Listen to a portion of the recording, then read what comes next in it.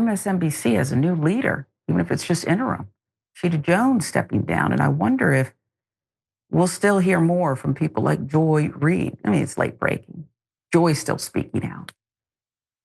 She's calling out conservatives for land grabs in the wake of the fires. Here's what Joy Reid said. And the people losing the most in Los Angeles County aren't the rich, faded celebrities like Mr. Woods who can afford to rebuild and to move into one of their other homes while they wait. It's the middle-class homeowners in places like Altadena, where an historic and stable Black neighborhood has been all but wiped off the map and ignored by much of the press, while the vulture capitalists are already circling, hoping to snap up the burned up properties for pennies on the dollar so they can hedge fund them into yet another batch of billionaire-owned overpriced rentals. But the worst part, other than the fires themselves, has been the lies. Though if there is one thing the billionaire right is, they are consistent. They want California. They can drive out the brown people and the Black and Asian people, or just sink them into the same apartheid they've created in Texas. And they will control enough electoral votes if they control California to never have to worry about another presidential election. Joy Reid is speaking the truth. And you say, oh, she's speculating. No, there's already evidence of this. But we need to look no further than, we'll take a look back. Just go in your rearview mirror and remember Katrina? Do we remember the gentrification process there? These traditional Black wards, these neighborhoods taken over by wealthy white people, gentrification. That's really what she's talking about here. And you better watch out, because this is some prime real estate. In about 5 years, less really. It's not going to be 5 years, but I'm saying if you want to look back in 5 years at Altadena and see what's going on there, you'll say, oh, wow, I first heard about that on Indisputable. You did, because that's what's happening. MSNBC's Joy Reid claimed the billionaire right is trying to take over California amid the expansive fires, modeling itself after Texas and Florida, Reid said after this railing against conservatives like James Woods for spreading lies about California's inability to deal with the ongoing fires. Again, why don't you help James Woods? Reid claimed that the fires, which have destroyed thousands of homes and businesses, are nothing but an excuse for the right to rail against California and turn it red. Fires have thus far claimed dozens of lives, thousands of homes and businesses.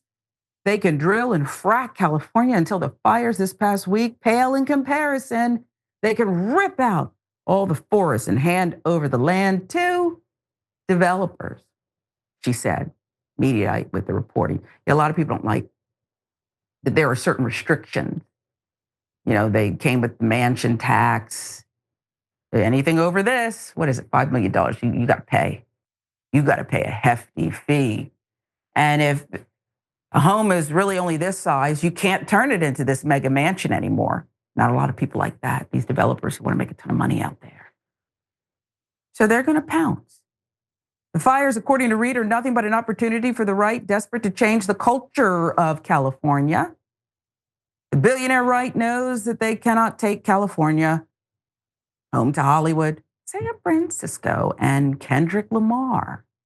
They not like us. By culture.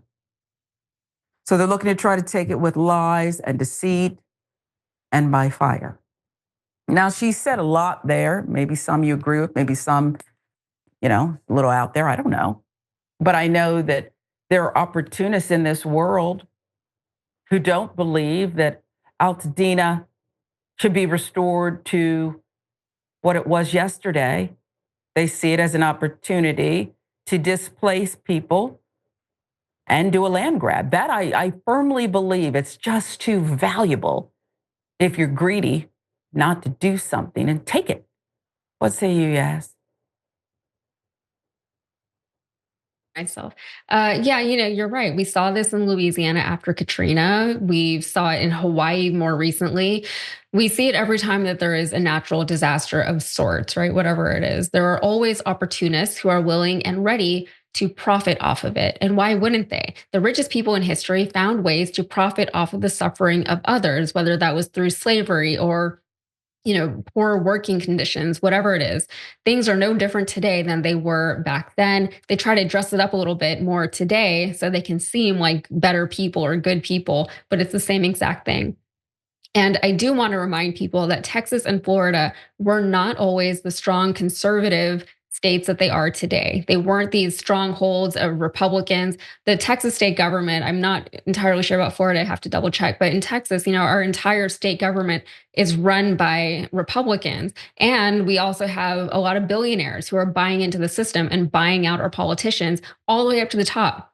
The governor, the attorney general. We have the most legally embattled attorney general in the country. What does that even say? What is the point of having an attorney general at that point? Nothing matters. And that's why I get so frustrated whenever people say that states like Texas deserve what they voted for because we voted for these people.